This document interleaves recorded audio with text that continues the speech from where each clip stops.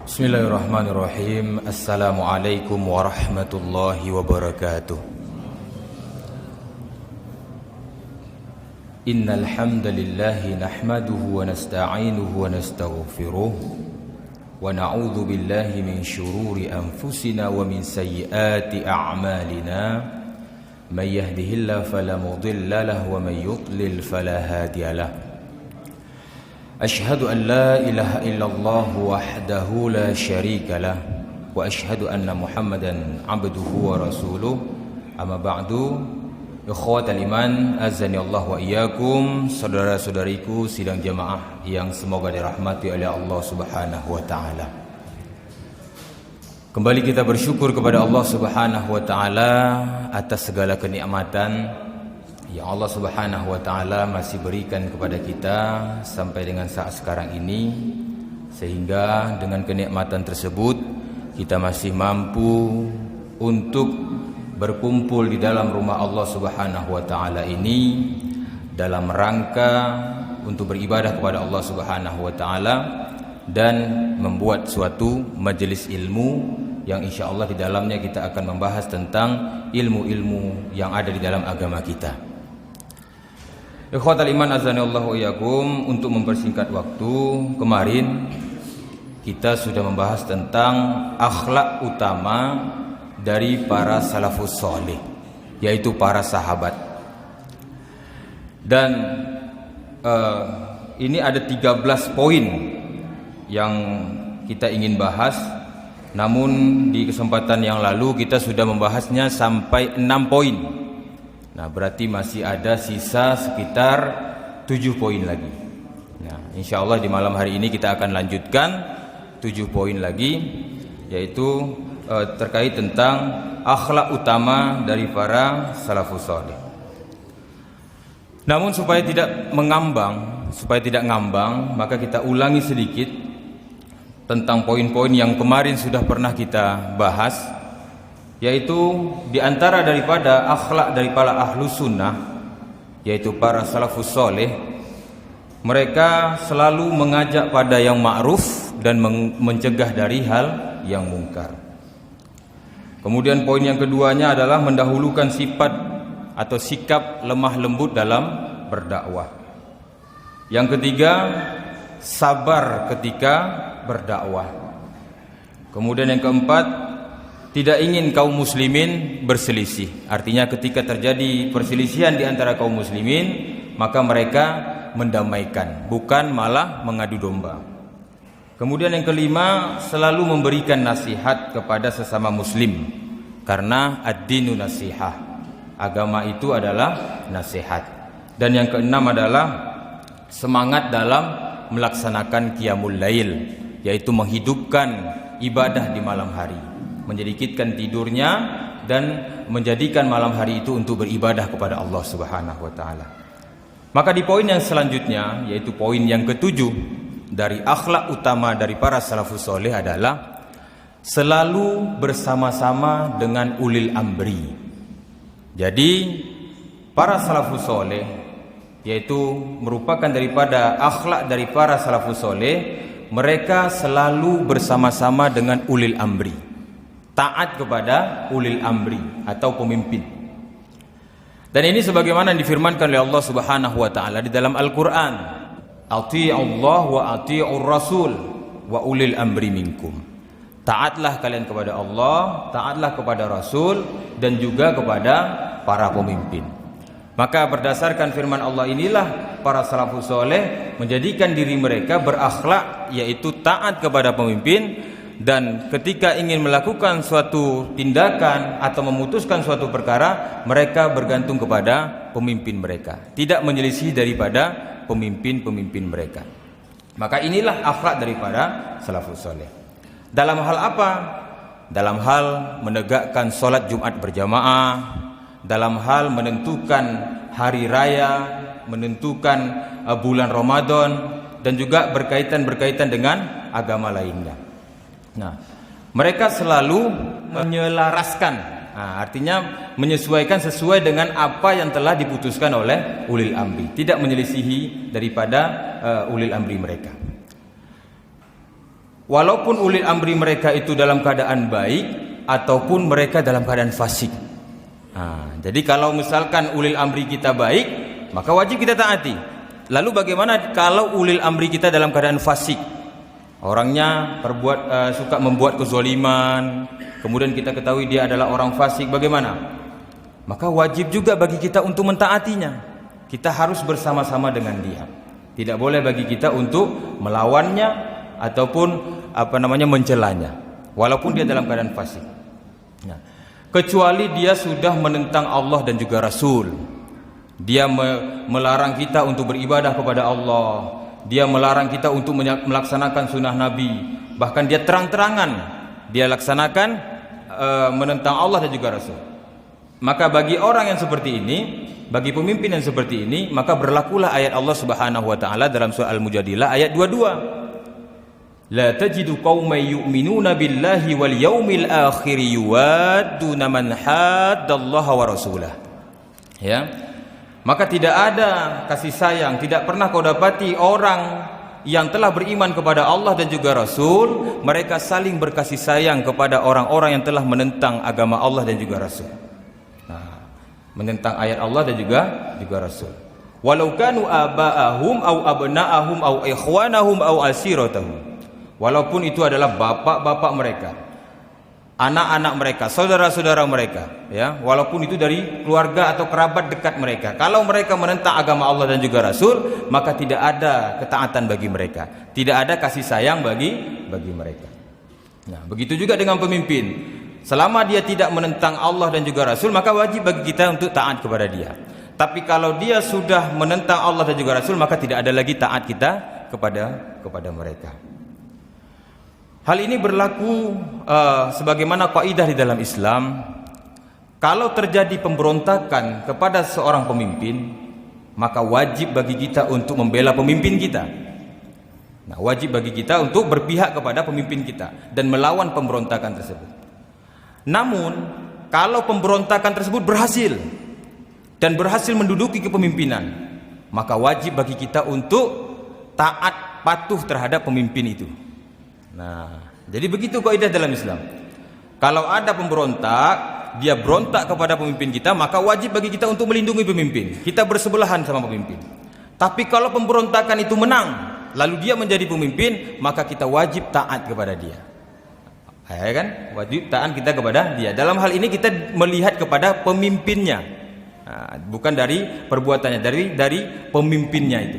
Nah, sifat kepemimpinan dia itulah yang menjadi kita untuk harus taat kepada dia.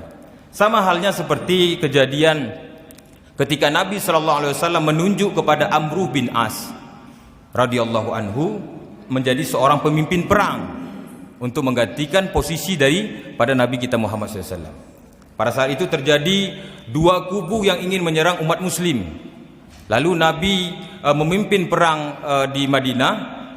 Kemudian satu lagi dia diserahkan kepada Amr bin As. Diketahui pada saat itu Amr bin As umurnya pada saat itu masuk dalam Islam baru berusia 3 bulan. Maksudnya usia masuk Islamnya. Artinya terlebih dahulu ada para sahabat-sahabat lainnya yang sudah lebih dahulu masuk Islam, seperti Umar, Abu Bakar, Ali, Utsman dan lain sebagainya, itu sudah duluan memeluk Islam. Namun mengapa Nabi SAW memilih kepada Amr bin As? Nah, seperti itu. Karena Nabi tahu bahwasanya Amr bin As ini ada kelebihan dari dia. Dan ini kisahnya panjang sebenarnya. Ini kita singkat saja sebagai contoh. Amr bin As dia baru berusia 3 bulan di dalam Islam. Artinya banyak para sahabat-sahabat yang senior lainnya yang lebih dahulu memeluk Islam, namun Nabi tidak memilih mereka. Tapi lihat bagaimana sikap dari para sahabat tersebut. Ketika Nabi menunjukkan kepada Amr bin As itu sebagai seorang pemimpin, maka mereka taat patuh kepada Amr bin As. Terjadi sedikit protes dari Umar bin Khattab radhiyallahu anhu karena ada sedikit apa yang dilakukan oleh Amr bin As ketika terjadi perperangan tersebut. Dulu pernah kita sampaikan di sini. Namun protes tersebut dibantah oleh Abu Bakar. Kata Abu Bakar, "Wahai Umar, ini adalah pemimpin yang ditunjuk oleh Rasulullah SAW. Maka patuhilah, ikutilah apa yang diperintahkan oleh dia." Nah, sehingga pada akhir daripada cerita tersebut Rasulullah membenarkan dari apa yang dilakukan oleh Amr bin As sesuai dengan apa yang dijelaskan oleh Amr bin As. Nah, ini adalah contoh sedikit tentang kepemimpinan. Walaupun dia baru saja masuk Islam, namun karena dia ditunjuk oleh Nabi sebagai seorang pemimpin, maka para sahabat lainnya tunduk dan patuh terhadap pimpinan yang ditunjuk oleh Nabi sallallahu alaihi wasallam. Nah, karena kalau kita melihat yang melawan kepada pemimpin itu hanyalah orang-orang Khawarij. Ya, sifat ahlu sunnah dia tidak melawan pemimpin, dia selalu bersama-sama pemimpin. Adapun yang selalu melawan pemimpin itu adalah orang-orang Khawarij. Jadi orang-orang Khawarij itu sudah ada di zaman Nabi, bibitnya itu sudah ada di zaman Nabi. Ada seseorang yang disebut sebagai bibit Khawarij yang dulu hidup di zaman Nabi, namanya Zulkhuwaisirah. Jadi Zulkhuwaisirah ini adalah bibit dari kaum Khawarij. Ketika itu Nabi sallallahu alaihi wasallam sedang membagi-bagi ghanimah. Nah, jadi ghanimah ini adalah harta rampasan perang. Ketika perang terjadi, menang, maka dapat harta, makanya namanya ghanimah. Tapi kalau harta yang didapati tanpa terjadinya perperangan namanya ghiswah. Nah, jadi namanya ghiswah. Maka ketika Nabi SAW sedang membagi-bagi ghanimah bersama para sahabat, saat itu ada Abu Bakar, ada Umar, ada Utsman, ada Ali dan lain sebagainya para sahabat. Kemudian Nabi membagikan ghanimah. Kemudian Zulkhuwaisirah ini dia merasa tidak adil, ya, merasa Nabi ini tidak adil. Lalu dia datang kepada Nabi, dia tarik serban Nabi itu yang terlilit di dekat leher, kan dia Nabi pakai serban. Kemudian ditarik oleh Zulkhuwaisirah tadi, sehingga membuat Nabi tercekik. Lalu kata Zulkhuwaisirah ini, "Ya Muhammad, hadza laisa malika wa laisa mali abik." Wahai Muhammad, ini bukan hartamu dan juga bukan harta bapakmu, kata Zulkhuwaisirah ini. Lalu melihat hal itu terjadi, lalu Umar radhiyallahu anhu mengatakan kepada Nabi, "Ya Rasulullah, izinkan bagiku untuk memenggal leher orang ini." Jadi Umar ini dia garang, dia main penggal-penggal aja. Dia minta izin kepada Nabi SAW. Kita bisa melihat sifat daripada Umar ibn al-Khattab.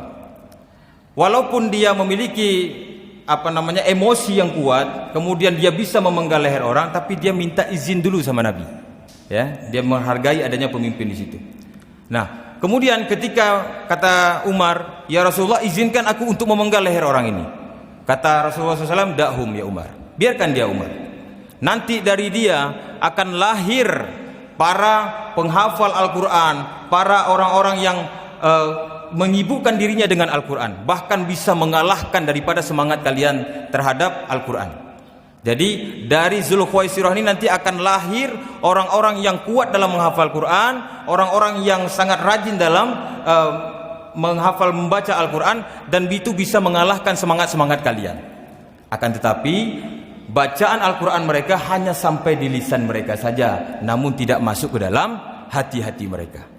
Makanya orang-orang Khawarij itu kalau kita lihat mereka sangat sungguh-sungguh dalam ibadahnya, ya, dalam melaksanakan ibadah. Namun apa yang mereka lakukan, apa yang mereka baca dari Al-Quran itu tidak masuk ke dalam hati mereka, hanya sekedar di lisan mereka saja. Nah, makanya mereka sulit untuk melakukan amal ibadah di dalam Islam ini, termasuk meyakini pemimpin yang sudah sah. Ya, mereka selalu menyalah-nyalahkan pemimpin, bahkan mereka menyerang pemimpin mereka. Nah, jadi orang salafus soleh ini selalu dia taat kepada pemimpin, kemudian dia selalu bersama-sama dengan pemimpin. Kemudian ikhwatal iman azanillahu iyyakum, poin yang selanjutnya adalah daripada akhlak ahlus sunnah wal jamaah, para salafus soleh itu mereka bersegera dalam melaksanakan sholat wajib dan khusyuk dari melaksanakannya. Artinya karena mereka tahu bahwasanya menunda-nunda waktu sholat itu hukumnya adalah dosa. Sebagaimana difirmankan oleh Allah Subhanahu wa taala, "Fawailul lil musallin." Maka celakalah orang-orang yang sholat. Di sini Allah Subhanahu wa taala sebutkan celakalah orang-orang yang sholat. Orang sholat saja celaka, bagaimana dengan orang yang tidak sholat? Pasti lebih celaka lagi. Orang yang sholat ini yang celaka ini yang bagaimana? alladzina hum an salatihim sahun, yaitu orang-orang yang dia melaksanakan salat tapi dia melalaikan, sabantalai, ya kan? Akhirnya habis waktu salat, di situ dia salat. Nah, orang-orang yang suka melalaikan salat inilah yang disebut sebagai orang yang celaka tadi. Nah, maka ahlu sunnah wal jamaah, para salafus soleh, mereka tidak suka menunda-nunda salat, karena mereka tahu dosa dan juga ancaman dari menunda-nunda salat tersebut. Maka mereka selalu bersegera dalam melaksanakan ibadah mereka kepada Allah Subhanahu wa taala. Ada hal yang diperbolehkan bagi kita untuk menunda waktu salat. Tadi kan disebutkan bahwasanya kita harus bersegera melaksanakan waktu salat, tapi ada suatu hal atau kejadian yang bisa kita pakai untuk menunda waktu salat tersebut. Apa-apa saja itu? Yang pertama adalah apabila tidak adanya air. Nah, namun dalam hal ini kita sadar bahwasanya air itu bisa kita dapat, akan tapi agak jauh dari sini. Misalkan ini masjid, ada tempat wudhunya. Kebiasaannya kalau kita berwudhu ada air. Namun suatu hari air habis, kita mau sholat, katakanlah misalkan sholat zuhur gitu, lalu habis air, maka kita cari air dulu ke sungai sana, kan sudah tertunda tuh waktu sholatnya. Tertunda waktu sholat, maka itu yang dibolehkan. Artinya ada kemungkinan bagi kita untuk mendapatkan air, maka dibolehkan bagi kita untuk mencari air. Nggak bisa langsung kita, ini waktu sholat sudah tiba ini, air nggak ada, udah kita tayamum saja, padahal air gadang situ batang air, ya kan, kita masih ada air sungai. Maka dari itu boleh bagi dia untuk menunda sholat kalau dia tidak ada air. Artinya dia cari air dulu, dia pergi ke sungai, dia berwudhu di sana, kemudian dia kembali sama-sama, lalu dia sholat. Nah, dibolehkan baginya untuk menunda sholat kalau dia tidak ada air. Kemudian menunggu jamaah. Nah, ini sholat wajib dilaksanakan secara berjamaah. Kemudian kita ketahui bahwasanya jamaah itu masih banyak yang di luar, maka boleh baginya untuk ditunda sholatnya sesaat untuk menunggu jamaah. Biasanya Nabi SAW ini menunggu jamaah itu di sholat isya. Jadi Nabi suka menunda sholatnya itu di sholat isya. Karena kenapa? Nabi mengetahui tentang keutamaan daripada sholat isya. Nabi ingin semua umatnya itu mendapatkan keutamaan di sholat isya tersebut. Maka Nabi SAW menundanya. Namun tidak terlalu lama, tidak sebagaimana yang dilakukan oleh orang-orang sekarang ini, sampai tengah-tengah malam, ya. Padahal dia tidak menunggu jamaah. Kalau sekarang ini kan jamaahnya sudah kumpul, dan kita tahu jamaah yang sholat itu sia-sia, saya tahu. Nah, kalau sekarang ini kalau kita sudah qomat, ya kan, nggak mungkin lagi kita tunggu. Memang itu aja orangnya yang datang kan, nggak mungkin kita tunggu lagi. Maka kita laksanakan terus sholat. Nah, ada sebagian orang itu memang sengaja dia mengundur-undur. Bukan dalam rangka menunggu jamaah. Kadang sibuk dengan televisi, nonton sampai dia tengah malam. Atau mungkin karena apa sibuk ngobrol dengan temannya. Udahlah nanti ajalah. Kan sholat itu kan lebih baik kalau dikerjakan sampai tengah malam. Iya. Tapi kalau sholat wajib itu dia sudah ada waktu-waktu yang telah ditentukan. Maka alangkah baiknya dia dilaksanakan sesuai dengan waktunya, tidak menunda sholat tersebut. Kemudian hal yang boleh dilakukan untuk terjadinya penundaan sholat ini adalah tabrid. Tabrid ini adalah ketika cuaca dalam keadaan panas, sangat panas sekali. Misalkan di siang hari kita mau melaksanakan sholat zuhur, lalu keadaan sangat panas sekali, maka boleh ditunda beberapa menit atau beberapa waktu ke depan. Agar apa? Agar kita tidak dalam keadaan gelisah dalam sholat. Nah, namun hal itu tidak berlaku di sini karena masjid kita ini pakai AC. Walaupun panas di luar, tapi kalau sudah masuk di sini jadi sejuk, jadi dingin, maka itu tidak berlaku. Kalau di zaman Nabi SAW itu kan masjidnya terbuka luar, maka kalau dia sudah sangat panas sekali, maka mereka menunggu sesaat agar matahari itu turun, kemudian tertutup awan, kemudian dalam keadaan sejuk sedikit.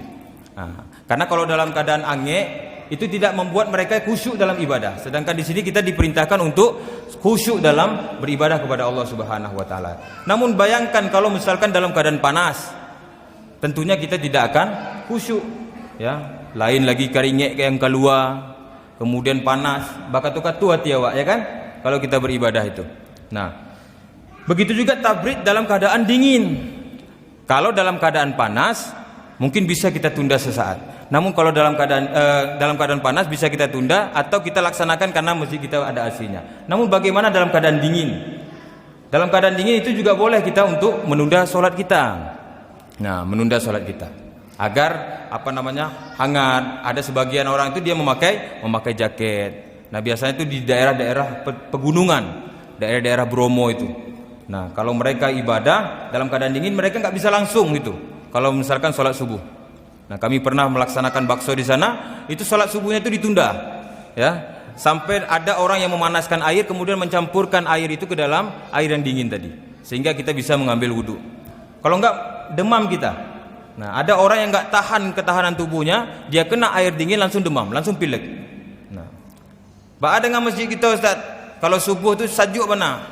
Itu kita sendiri yang minta, kita sendiri yang buat. Mangga dihidupkan nasi sederlah.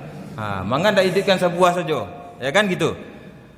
Seperti masuk ke dalam freezer. Seperti masuk ke dalam freezer. Sebenarnya dingin itu bagus, tapi kalau sudah terlalu berlebihan, nggak ada bagus lagi. Bisa membuat darah kita ini tidak lancar dalam mengalir. Nah, maka dari itu tabrid itu dibolehkan bagi kita untuk menunda sholat kalau dalam keadaan panas sangat atau dalam keadaan dingin sangat. Kemudian boleh bagi kita untuk menunda sholat juga dalam keadaan berbuka puasa. Kalau kita berbuka puasa itu kan kita disuruh untuk menyegerakan dalam berbuka. La yazalun nasu bi khairin ma ajalul fitr. Ya, senantiasa kebaikan itu akan mendatangi seseorang selama dia menyegerakan berbuka. Makanya kalau bulan Ramadan kita tahu ada orang puasa, jangan gageh-gageh bana. Ya, terutama muazin kalau dia sudah azan, kasihlah tempo. Jangan gageh-gageh bana. Karena kenapa? Kasihan orang yang sedang minum. Apalagi kalau dia rumahnya agak jauh sedikit dan dia menempuh jalannya itu dengan jalan kaki. Maka kasihlah kelonggaran bagi orang tersebut. Atau juga kita tahu walaupun bukan di bulan Ramadan atau bulan Syawal, ya, di bulan Syawal, maka juga diberilah kesempatan bagi orang untuk berbuka dulu atau puasa Senin Kamis. Kita tahu ini daerah ini adalah orang yang rajin melaksanakan puasa Senin Kamis, maka boleh ditunda sesaat, tidak lama-lama, hanya beberapa menit saja, agar orang itu bisa minum air dan juga memakan beberapa butir kurma. Nah, kalau misalkan berlama-lama kan juga tidak baik, ya. Sudah memberikan, biarlah orang itu makan dulu, nggak mungkin, ya. Sedangkan sunnah saja itu diperintahkan bagi kita untuk memakan beberapa butir kurma saja. Nah, maka dibolehkan bagi orang yang berbuka puasa untuk menundakan waktu sholatnya. Kemudian yang kelima adalah salah satu penyebab bolehnya ditunda waktu sholat itu adalah kalau makanan sudah terhidang. Nah, di hadapan kita sudah terhidang makanan. Dan ini dikhawatirkan kalau makanan sudah terhidang itu ada dua kondisi. Yang pertama adalah ketahanan daripada makanan tersebut. Misalkan ini sudah mau masuk waktu sholat, orang nggak tahu, tiba-tiba dihidangkan makanan, misalkan Indomie lah. Itu kalau misalkan kita biarkan gambungnya segadangko, ya kan? Dan kita pun lah nggak ada mau lagi kita untuk makan Indomie tersebut. Nah, maka boleh hari itu juga makan. Tunda sholatnya sebentar. Atau dalam kondisi kedua, yaitu misalkan disajikan dia ikan bakar, ya kan, ikan bakar yang aromanya itu sangat menyengat, maka boleh bagi dia itu untuk selesaikan terus makan pada saat itu. Nah, makan, kenapa? Karena dikhawatirkan tabayang-bayang semuanya, tangga sumbayang itu tasok-asok semuanya tuh, asok ikan bakar tadi. Nah, maka bagi dia itu boleh dia makan langsung pada saat itu. Ada sebagian orang dia disediakan makanan, sudah terhidang makanan, tidak maunya. Ambo lebih mementingkan Allah, sembayangnya. Kalau memang betul-betul kue, tidak ada manga. Cuman kalau memanglah tabayang-bayang, itu kan mengganggu kekusyukan, ya kan? Alangkah baiknya dia memakankan. Ada keringanan, kenapa kita harus susah? Nabi sudah memberikan kita keringanan. Artinya kalau misalkan sudah terhidang makanan, dahulukan makan dulu. Nah, setelah itu baru sholat. Seberapa mampu kita untuk mengejar sholat tersebut. Kalau misalkan habis, ya sudah sholat kita. Misalkan ada beberapa orang kita, ya sudah. Maka dari itu untuk menghindari tersebut janganlah dihidangkan makanan ketika waktu mau masuk sholat. Karena ada orang sebagian itu memang sengajunya tunggunya waktu zuhur tiba. Ini waktu zuhur. Baru dihidangkan makanan. Itu nggak boleh. Ya, kita harus pandai menghitung-hitung waktu. Mau hidangkan makanan, jangan dulu ke waktu zuhur nak tiba. Sholat dulu. Setelah itu baru dihidangkan. Kalau ada orang tamu datang, kasih aja dia minuman aja dulu. Nanti makanan setelah selesai sholat. Kemudian yang selanjutnya adalah menahan buang air. Itu boleh kita untuk menunda waktu sholat. Menahan buang air. Buang air ketek, buang air gadang. Itu kalau sudah datang, maka laksanakan dulu, buang dulu dia. Jangan pula sambil sholat sambil menahan dalam menahan sakit kancing, menahan sakit buang air besar. Itu tidak boleh. Itu akan mengganggu kekhusyukan dia dalam beribadah kepada Allah Subhanahu wa taala. Ya. Orang kalau dalam keadaan menahan buang air itu dia gelisah dia. Makanya kalau kita lihat ada orang gelisah, itu berarti dia menahan buang air itu. Ya. Akan ada orang gelisah-gelisah. Antara menahan buang air atau banyak utang. Antara dua itu. Kemudian yang selanjutnya adalah daripada sifat ahlu sunnah wal jamaah dan juga para salafus soleh itu adalah tegar dalam menghadapi ujian.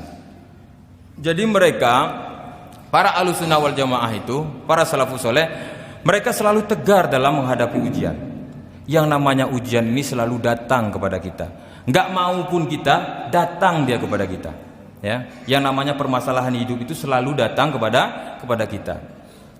Walaupun kita bilang enggak mau saya permasalahan hidup, tapi tetap datang tuh permasalahan.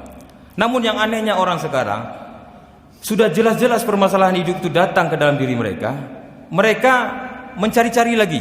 Ya, sudah ada permasalahan rumah tangganya, dia cari lagi permasalahan rumah tangga orang lain. Dia coba hadirkan ke dalam rumah tangga dia. Kok namanya mencari cabok, mencari janjang salah pahe namanya. Ya kan?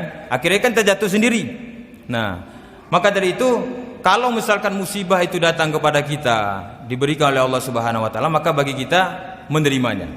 Bagaimana cara menerimanya? Tidak ada cara menerima yang terbaik kecuali dengan cara bersabar. Sebagaimana difirmankan oleh Allah Subhanahu wa taala di dalam Al-Qur'an, surat Al-Baqarah ayat 155 sampai dengan 157. وَلَنَبْلُوَنَّكُمْ بِشَيْءٍ مِّنَ الْخَوْفِ وَالْجُوعِ وَنَقْصٍ مِّنَ الْأَمْوَالِ وَالْأَنفُسِ وَالثَّمَرَاتِ. Ya. Dan sungguh mereka akan kami uji dengan sedikit ketakutan, dengan sedikit kelaparan, kekurangan harta, jiwa, kekurangan buah-buahan. Mereka akan kami uji. Ya. Diuji kita dengan penyakit, diuji kita dengan ketakutan, datangnya penyakit-penyakit corona dan lain sebagainya. Kemudian dicoba kita dengan kelaparan, datangnya musim panceklik, lapar kita.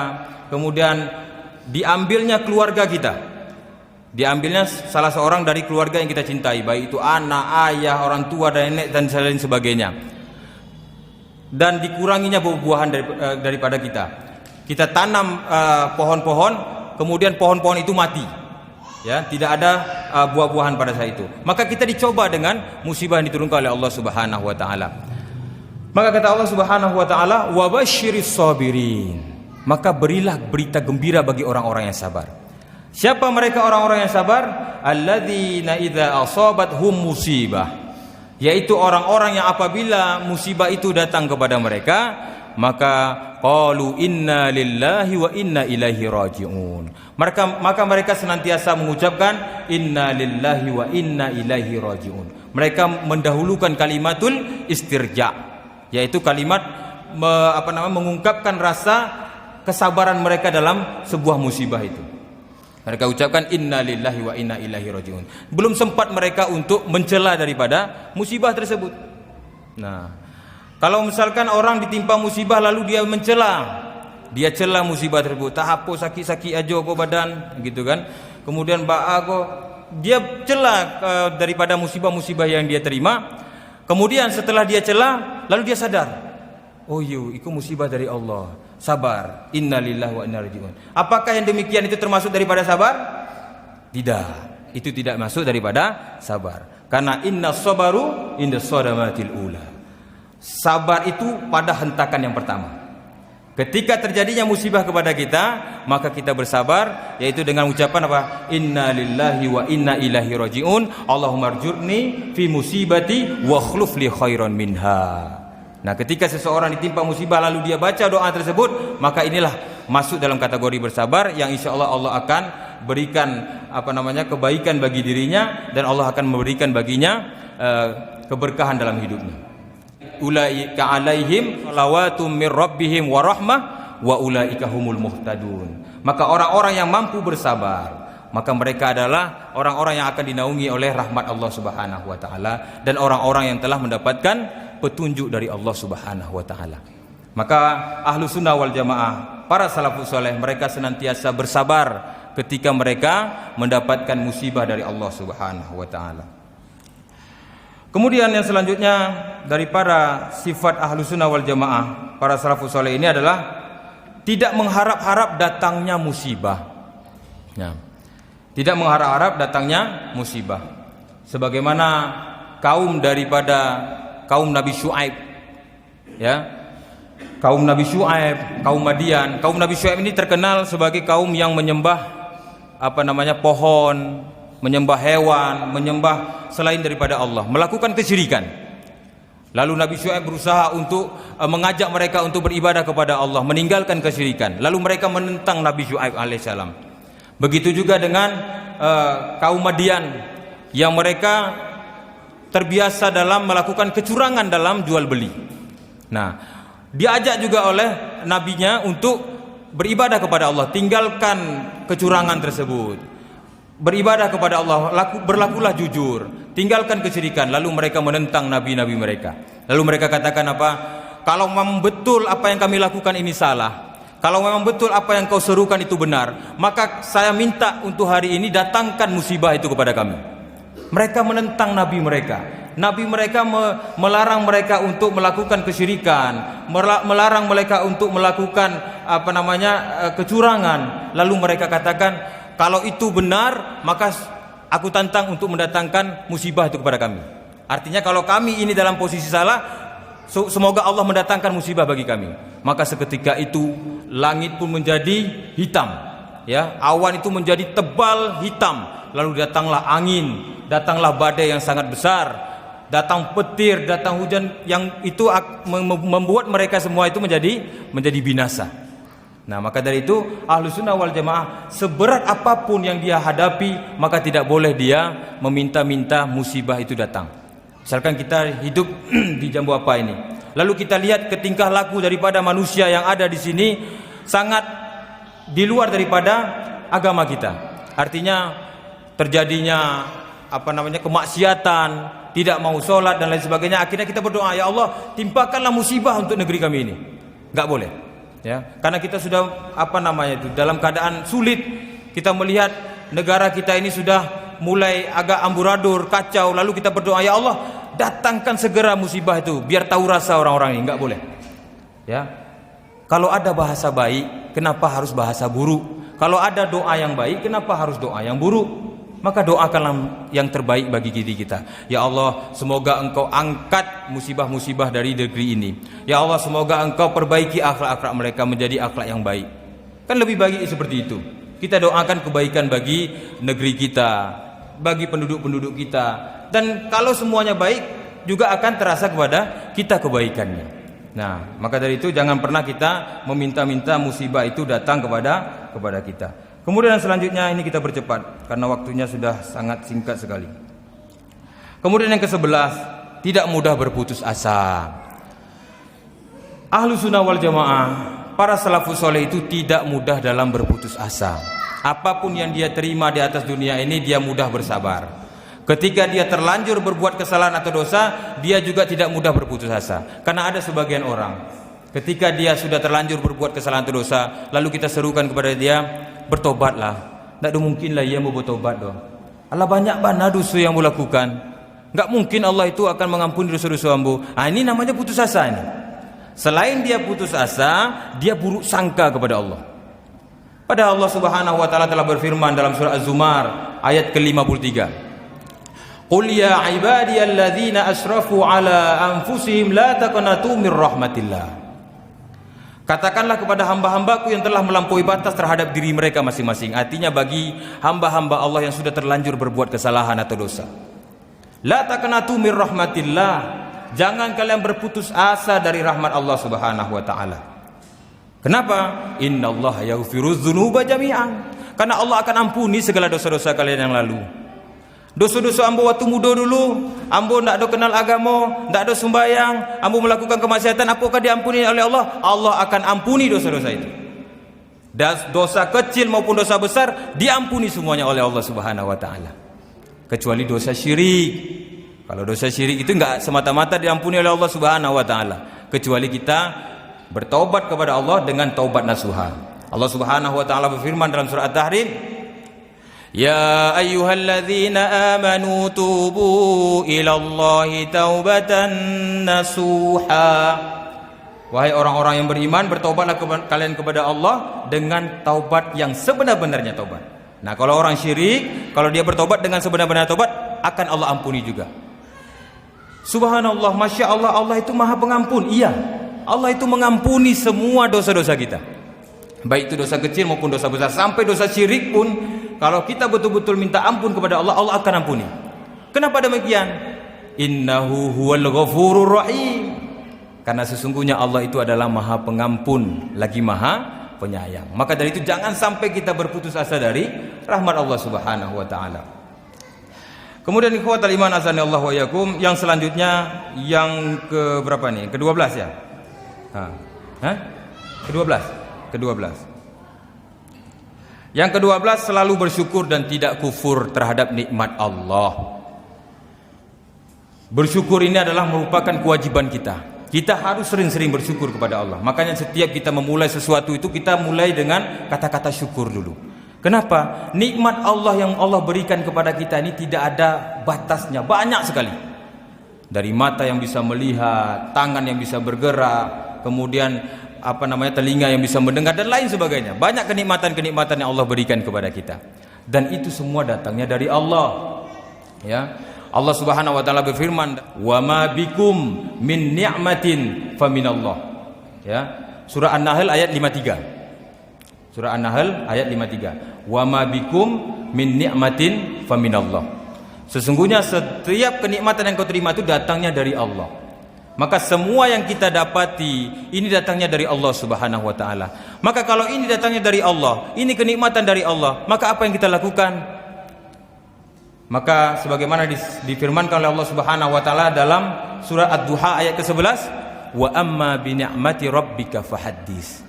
Maka adapun kenikmatan yang kau terima, maka hendaklah engkau fahaddits. Fahaddits itu bagaimana? Mensyiarkan. Syiar itu keluar dari lisan kita. Lisan kita ini memuji. Pujian itu kita sandarkan kepada Allah Subhanahu wa taala dengan ucapan alhamdulillahirabbil alamin. Kemudian setelah kita memuji, apa lagi? Kita arahkan kenikmatan tersebut ke arah yang bermanfaat. Diberi kita kesehatan, laksanakan kesehatan itu ke arah yang bermanfaat untuk beribadah kepada Allah. Diberikannya kita ilmu, berikan ilmu itu untuk mencerahkan masyarakat kita, untuk mencerahkan generasi-generasi kita. Diberi kita harta, harta itu bisa kita gunakan untuk membantu kaum muslimin, yaitu teman saudara-saudara kita. Karena disebutkan oleh Nabi SAW, man yassara ala mu'sir yassarallahu fid dunya wal akhirah.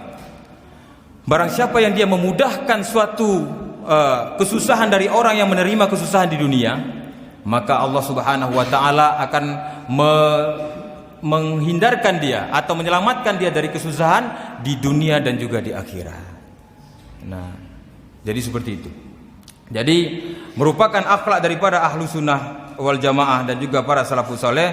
Mereka selalu selalu bersyukur kepada Allah Subhanahu wa taala dan juga tidak kufur terhadap nikmat. Karena mereka yakin dengan firman Allah Subhanahu wa taala dalam surat Ibrahim ayat yang ke-7, la in syakartum la azidannakum wa la in kafartum inna azabi lasyadid. Sekiranya kalau engkau bersyukur akan nikmatku, maka akan kutambah, kata Allah Subhanahu wa taala. Namun kalau engkau kufur, maka ingatlah azabku sangatlah pedih. Maka para salafus saleh tentunya mereka sangat mengharapkan kasih sayang dari Allah, dan mereka sangat takut terhadap azab dari Allah Subhanahu wa taala. Maka mereka selalu mensyukuri nikmat Allah dan juga menghindari diri mereka dari kufur terhadap nikmat Allah Subhanahu wa taala. Kemudian yang terakhir, yang ke-13. Nah, ini sengaja kita buru supaya pas waktunya, supaya tidak ada part yang ketiga, ya, supaya tidak ada pertemuan yang ketiga. Kemudian yang ke-13 adalah selalu menghiasi diri dengan akhlak yang mulia. Selalu menghiasi diri dengan akhlak yang mulia. Ahlu sunnah wal jamaah, para salafus soleh itu mereka senantiasa menghiasi diri mereka dengan akhlak-akhlak yang mulia, akhlak yang baik, yang selalu meringankan beban orang lain, selalu memberikan kebaikan bagi orang lain, tidak memberikan kesusahan bagi orang lain, tidak menzolimi dirinya dan juga menzolimi orang lain, tidak melakukan kemaksiatan kepada Allah Subhanahu wa taala. Itu adalah sifat daripada ahlu sunnah wal jamaah atau para salafus soleh. Mereka sangat takut kalau mereka melakukan kemaksiatan kepada Allah Subhanahu wa taala. Kenapa? Karena dengan kemaksiatan yang mereka lakukan itu akan mendatangkan mara bahaya dari Allah Subhanahu wa taala, akan mendatangkan bencana dari Allah Subhanahu wa taala kepada mereka. Manuzila balaun illa bizambin, la rufi'a balaun illa bitaubah. Allah Subhanahu wa taala tidak akan menurunkan suatu bencana kecuali dengan dosa seseorang. Allah Subhanahu wa taala tidak akan mengangkat sebuah musibah itu kecuali dengan taubatnya seseorang. Maka dari itu para salafus saleh itu menjaga betul diri mereka dari dosa-dosa kepada Allah Subhanahu wa taala. Akan tetapi di zaman sekarang ini kita melihat banyak anak-anak muda, bahkan bukan hanya anak muda, orang-orang tua yang mereka terjebak dalam kemaksiatan. Kalau dulu kemaksiatan dilakukan secara sembunyi-sembunyi, kalau sekarang dilakukan secara terang-menerang. Apa itu kemaksiatannya? Berjudi online. Nah, berjudi online. Jadi kemaksiatannya itu adalah berjudi online, yaitu apa? Main chip. Nah, ini ambo juga baru tahu nih permainan chip ini. Maksudnya bukan karena dilakukan, tapi kita cari tahu apa sebenarnya yang sekarang sedang terjadi. Kenapa orang itu sanggup bertahan dia dengan HP-nya dari pagi sampai sore, nggak makan-makan, nggak tidur-tidur sampai malam hari, sampai subuh, ya banyak itu kita lihat di RTH. Pokoknya di mana ada wifi di situ dia main chip, main game online. Ini tentu jelas keharamannya. Dia main game, lalu dia dapat chip, lalu dia jual chip itu dengan harga ratusan ribu sampai jutaan. Dan ini bukan dilakukan oleh anak-anak saja, sampai orang-orang tua pun melakukannya. Kalau dulu orang bermain judi itu sembunyi-sembunyi ke dalam batu, di bawah pohon, tapi ini mereka bermain judi secara terang-terangan, dan ini jelas haram. Kalau mereka dapat uang, uangnya diberi makan kepada istri, kepada anak, itu jelas keharamannya. Jelas haram, akan menjadi daging haram kepada istri dan juga anaknya, dan itu tidak akan membuat mereka masuk ke dalam surga, karena surga itu tidak akan dimasuki oleh orang yang dagingnya tumbuh dari daging haram. Tidak akan dimasuki surga itu dengan tumbuh dari daging haram. Kemudian ada juga yang namanya VTube. VTube itu adalah menonton iklan, lalu dari menonton iklan itu akan mendapatkan uang. Maka ini juga haram, jelas keharamannya. Karena kenapa? Karena dia membuat seseorang itu lalai dari beribadah kepada Allah, lalai dari melaksanakan ibadah kepada Allah. Akhirnya mereka sibuk dengan hal tersebut demi mencari apa? Uang, yang nantinya mereka juga akan diazab oleh Allah Subhanahu wa taala. Demikian ikhwatal iman azanillahu wa iyyakum, 13 akhlak utama dari para salafus saleh yang wajib kita ikuti. Semoga dengan kita mengikuti akhlak-akhlak dari para salafus saleh bisa mengantarkan kita ke dalam surganya Allah Subhanahu wa taala dan melindungi kita dari azabnya Allah Subhanahu wa taala. Semoga yang singkat ini dapat bermanfaat. Aqulu qauli hadza wa astaghfirullah li wa lakum. Subhanakallahumma wa bihamdika asyhadu an la ilaha illa anta astaghfiruka wa atubu ilaik. Assalamualaikum warahmatullahi wabarakatuh.